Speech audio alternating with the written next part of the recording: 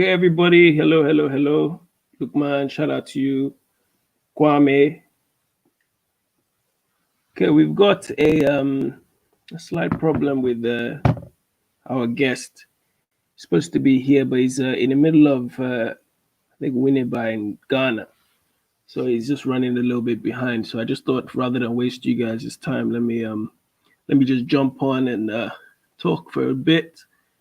So just waiting for people to come. Please, when you come in, make sure you hit the like button as you come in, please. Make sure you hit the like button. We are gonna be live for another probably just under an hour today, so I want to keep it as quick as possible. In the meantime, if there's anybody there who has any questions, use the chat room, and then we will be able. Well, I'll do my very best to go through them before we get started. But I'm just checking on where this guy is at. Of course, I know everybody's aware of what's been going on in the last few weeks in America regarding the situation with our people over there, um, the brutal murders. I think what the thing that probably not even being noticed as much is the lynchings that have been going on. People who just find themselves getting hanged. I remember there's a story in California, some pregnant lady somewhere in the south as well. These mysterious hangings of black people, just very random things that are happening that no one's really speaking about. Um, for those, particularly those in the States, my question is always what is really the expected outcome? What do we really expect to achieve? What do we realistically think will happen as a result of all this, protesting? There definitely seems to be a different approach from government officials regarding, you know, this whole taking a knee, from all over the world. There seems to be a kind of universal uniformity in Black Lives Matter. But my question is, what is the realistic outcome? What are we hoping that will happen? What do we think realistically will happen? Um, are Black people all of a sudden going to be Black people in America, particularly, going to suddenly be I don't know, paid for their you know centuries of work? Are we going to suddenly have a situation where there's more affirmative action? Are we going to be in a situation where we'll find ourselves, living side by side by the people who, are clearly perpetrating this problem? Um, so that's my question, and feel free to use the chat room. Uh, my brother Kwame, thank you. That's exactly what I thought. Nothing will happen. And even though nothing does happen, but what is the marching for? Shout out to my mom.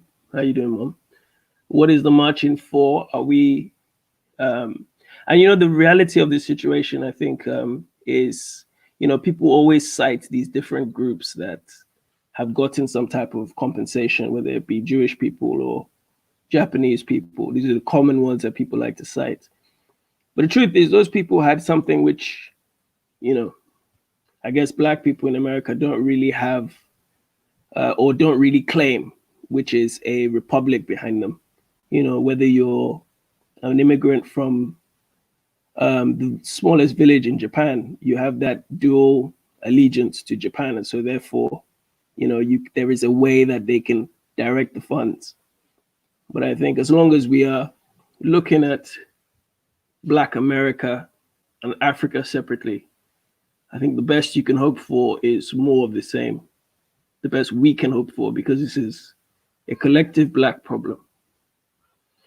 And I've always been an advocate of the African Union, even though people don't respect it.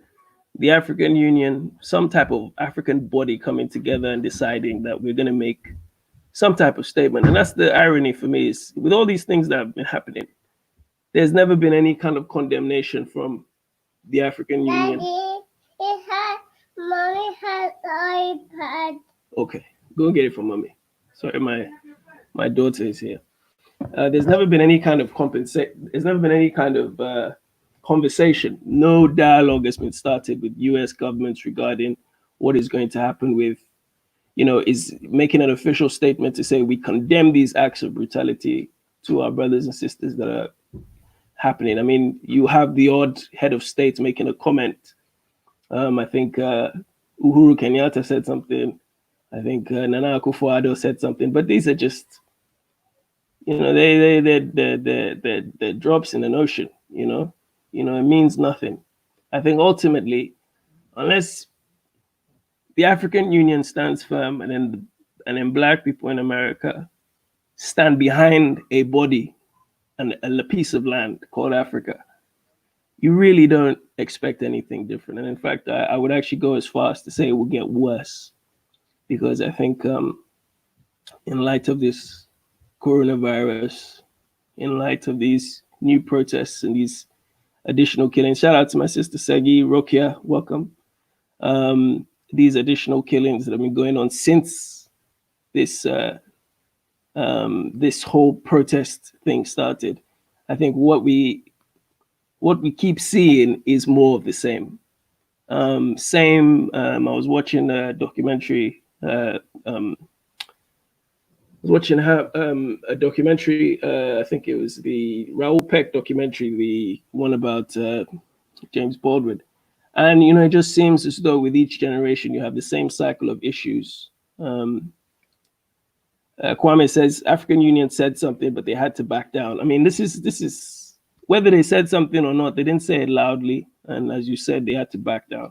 And if they're backing down, we attained something last year with the African Union, which is unprecedented, which is that the African Union, I think as of last year, early last year, was funding 75% of it was funded by Africans, and that was really funded through the taxation at the airport. So when you buy duty free in airports across Africa, part of the African Union states, the money is going towards funding the African Union, which is ironic because 100% of it should be funded, but we understand that there are issues there. But the point is we're reaching a point where we are fully in control of our African Union. But the problem is we know we have many other people who have their allegiances outside.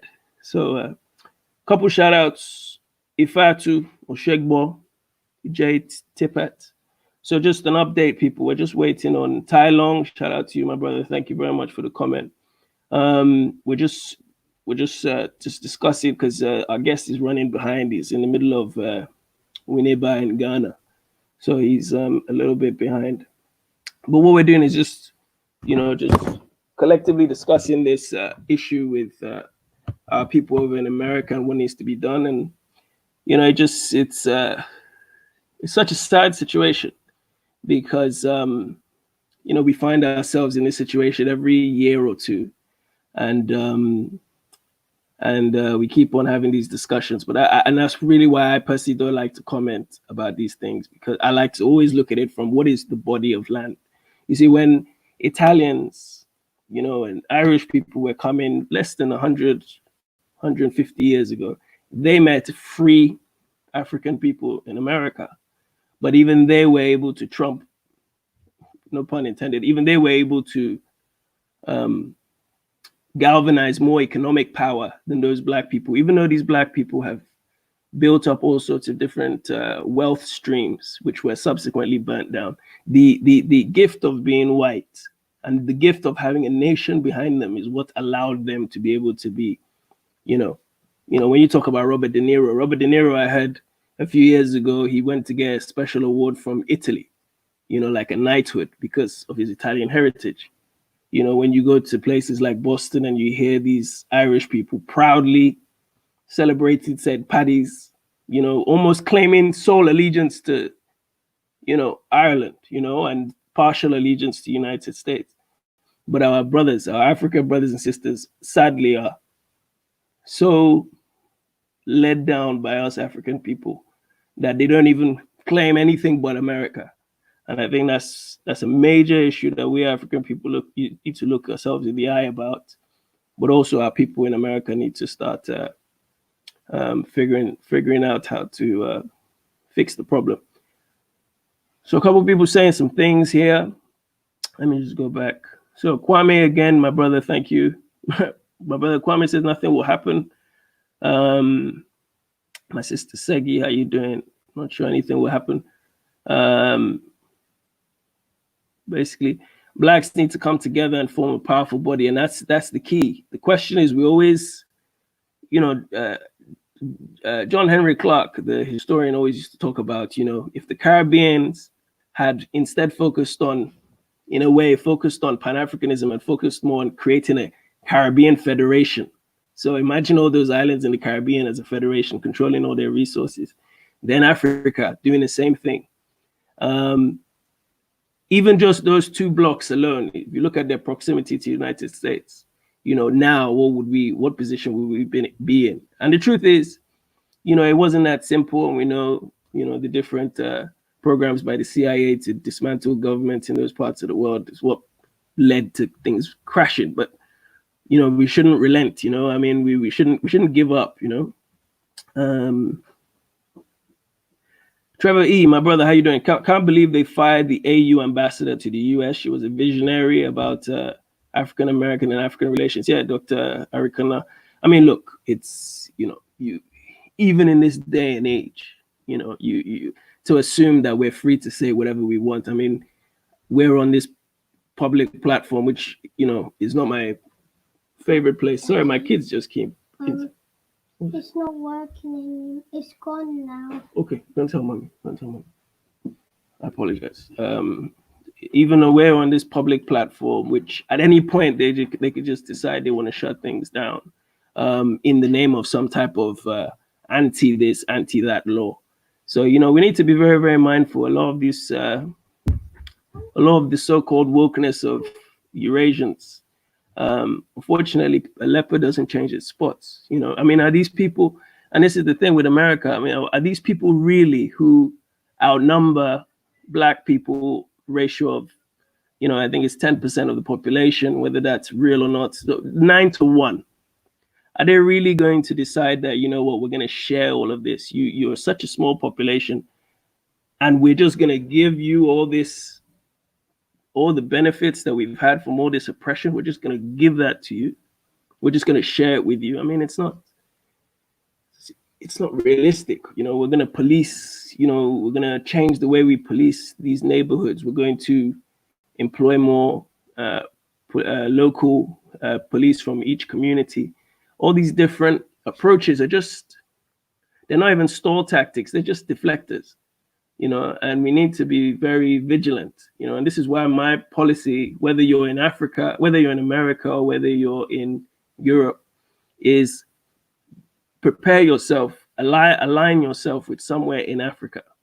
It doesn't matter whether it's Somaliland or, Nigeria, or whatever, align yourself, because there is naturally a shift that will happen at some stage, whether we like it or not. And this goes beyond, politics. This is spirituality. What is below will rise, and what is above will go into the soil. I mean, the time of the European conquest will die at some stage. So it's very important that we need to, start thinking that way and start aligning ourselves. Kwame Olatunji, until Africa is strong, we will remain weak. Yes, very, very true. Tai Long says, Dr. Sebi said it's best the diaspora is looking to Africa for salvation. The African is looking to Europe. I mean, there's no question about that. Great thinkers like Marcus Garvey were adamant, despite the millions of people that came under his organization, he was still adamant that this island or this nation of America is it's not as important as the continent. And it's a sad situation, because when you look back home, you look in Africa, you look at the way our leaders are, and quickly run to spend all their money in Europe and take the resources of their people. I just watched a documentary again, another documentary about these people running through Libya to get to Europe. I mean, it's a shocking indictment on of how far we've fallen as African people, that this is where we are now. We really, really need to be mindful that it's not completely our fault, but it's high time we start sacrificing in the right place. You know, protesting on the streets is great to an extent when there's nothing you can do. And I feel for everybody out there, because at the end of the day, if that is all you've been taught, that you have these few square kilometers of concrete is what you have, you will fight for it. You will fight to belong there. But there is somewhere else you can go, and that's all we have to say. So people, just wanted to say that if there's anybody who has anything else wanted to jump on and say a few words, that would be great. What I will do is just quickly put a link in the chat room. So I think we'll try and do one by one. If you're interested, if you want to just jump on and say a few words while we wait. Also, those who might not be able to come into the chat room, you need to be very, those who might not be able to come into the chat room, I think, actually, easiest thing, I'll put a link in there. I've never done this before. I'll put a link in there. And if you could just quickly just jump in. So I'm going to check on my guest again. I don't know where he is. He's in the middle of Ghana somewhere. I don't know why. So shout out to everybody that's in the chat room. And then what will happen is, if he doesn't come in, then we'll just wrap up. When next I get them, we can do it again. So yeah, so make sure you hit the like button as well. I've put a link in there, so if you want to come in, just come in. Let's have a conversation. By the way, I want to thank a lot of you. There are many people who are adamant supporters of. I wouldn't say adamant, but you know, they really support the work that we're doing on the channel. So I want to just thank all of you. I never get to actually meet you in person, so it'd be nice to just say hello to a couple of you and you know, call it a day. So feel free. The link is in the chat room. Please come in when you're ready. Also, just a couple of interesting things that are going to be happening over the next couple of weeks, next couple of months. Sorry, the person who is involved, who is going to be my guest on this show today, runs an organization called Discover Heritage, and it's just coming across. It's just at the bottom of the screen there. Discover Heritage Travel. If you put that into Google, what you'll find is it's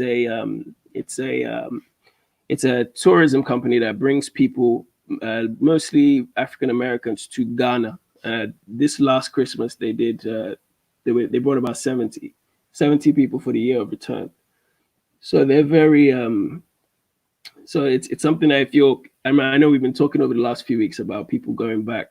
That's a very useful link. They've got a whole program for this December. So if you're interested, go there and you know, we can probably put you in contact with them. Okay, well, I guess nobody's coming in, so we'll wrap up there. I do apologize again. I don't know where this guy has gone. We had planned all of this, but I guess he's caught up in something. I'll check on him to see if he's okay once he resurfaces. But in the meantime, thank you very much. Stay safe, and blessings to all of you.